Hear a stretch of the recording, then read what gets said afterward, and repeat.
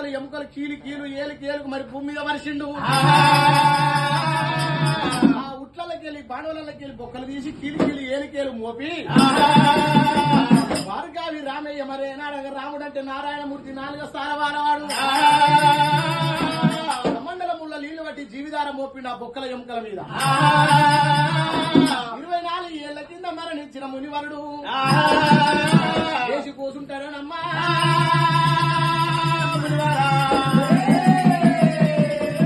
24 ఏళ్ల కింద మరణమైన మునిరాజు లేచి కూర్చున్నాడు. అప్పటికి మరే రాముడా నువ్వు కొడుకు అంట నాకేమి గుర్తు మరి అని చెప్పిండు.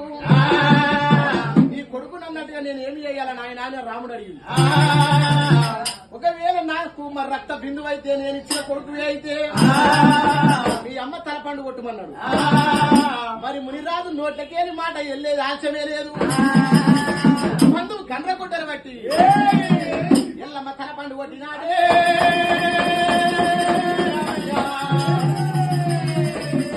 ఎల్లమ్మ తలపండు కొట్టంగా మరి తలకాయ ఆవలిస్తున్నది, మొత్తం కొట్టుకుంటున్నది.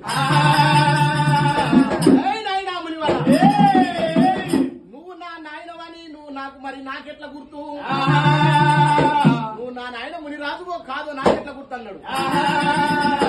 బాసు కొడుక నా రక్త బిందువే నేను ఇచ్చిన కొడుకువే నాకు ఇచ్చిన కొడుకువే